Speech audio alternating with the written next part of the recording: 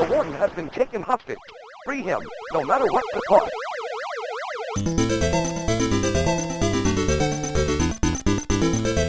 Hey guys, and welcome back to Pixel Cherry Ninja's channel. Some good news for you guys today. There's a new game available for the Analogue Pocket, and I've had some help, as I usually do, from a buddy of mine, Terminator 2K2. So there's a developer by the name of Roland King, and they've started work on this, and it's available publicly via their GitHub. But when I say it's available publicly, I don't think the whole thing is, and some work has gone into it. Now, Terminator 2K2 has made additional files available that will be easy for you guys to get it up and running on your Analogue Pocket. If you want access to those, they are available on the Pixel Cherry Ninja Gaming Discord. I'll leave an invite to that in the description of the video. If not, I'll also leave a link to Roland King's GitHub page if you want to grab it straight from the source and compile and kind of put everything together yourself. It's completely up to you, choices and choices. But this was a nice surprise. So this game here, it's called Jailbreak. Japanese name being Manhattan 24 Bunso, and guys, like, it's a little bit before my time, and it was released in 1986, and it's part of the Konami Green Beret based hardware. And on this hardware you've got Green Beret, which was also known as Russian Attack, and we've got another game called Mr. Kabuki, aka Mr. Goemon. I'm kind of intrigued about that because looking at the hardware for this, I like Goemon Ninja, or Legend of the Mystical Ninja, or Goemon Ninja, a Konami game. My favorite one of the Legend of the Mystical Ninja or the Goemon Ninja is on the Super Nintendo, so I'll be kind of interested in looking at this other game on this hardware. And the final game, Jailbreak Manhattan, or aka Manhattan 24 Bunso. So yeah, it's interesting. It's nice to see up there. The Analogue Pocket is getting a lot of love, and Terminator 2K2 is like, he's just always looking at GitHub. As soon as anything's kind of out there, he's already finding it. So I mean, Roland King's not someone that I know, but Roland, if you do end up watching this video, please use the invite link below and come over to the Discord and have a chat. It's always awesome to have you guys around, always nice to speak to you guys. And I'd also recommend joining the FPGA Gaming Discord if you're not on there already. I leave a link, an invite link to that Discord as well. There's a lot of Analogue Pocket developers on there, so if you want to kind of collaborate, you need help, or you just want to compare notes, that's an excellent place. It's definitely a better place than my Discord if you're a developer. But hey man, I'm inviting you to my Discord as well, so if you do watch it, come and say hi. So just to talk a little bit about Jailbreak, right?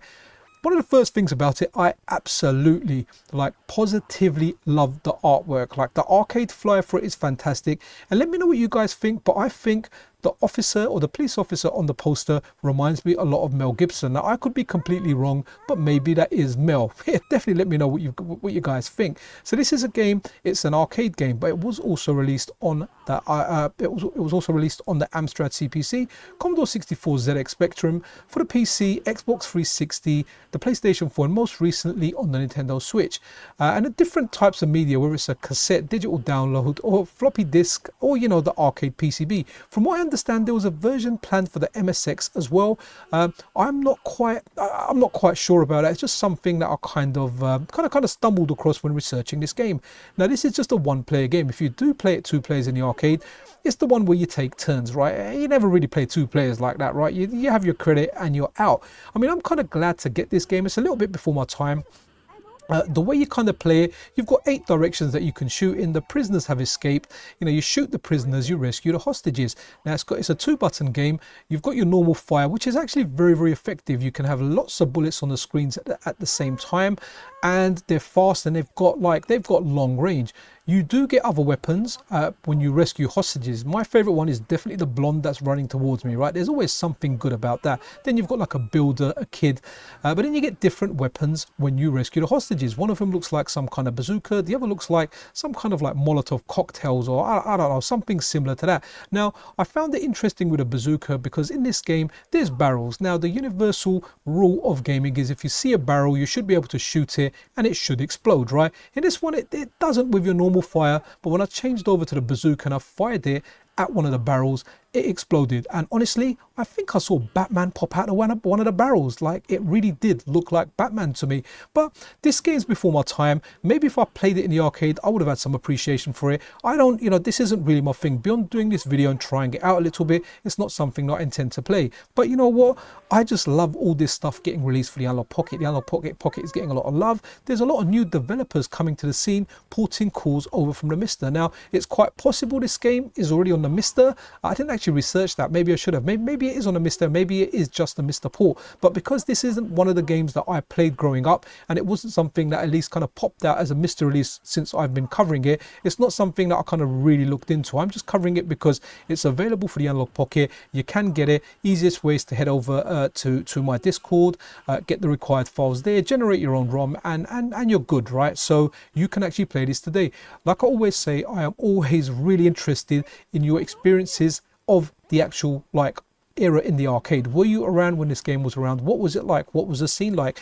Maybe you played this on one of the home computers, or maybe this is something you picked up on your Switch most recently. Either way, share your tales about it below. But that's it. This has got like 5 kind of levels in there. What is it? I think the 5 stages compile of the streets where you start, a park, a harbor, the bridge, and finally inside the jail. But that's really it for this video, guys. You know, thank you, a big thank you out to Roland King, the developer, whoever you are. Honestly, super appreciate this. Really nice to have this around. And a big shout out to Terminator 2K2, who's always stumbling across and finding this stuff right literally as soon as it goes up. And then, you know, if the raw stuff is there, he manages to kind of put all the finishing touches on there in order to make it accessible for common folk like myself and some of you guys out there. Now, I don't know in regard to updaters whether this will be added to it or not. It's kind of available now in the manner that I told you guys how. But that's really it for this video, guys. I really do hope you guys enjoyed it. If you did, then a subscription and a like is always super duper appreciated. Take care of one another, be good to one another. This is Pixel Cherry Ninja out.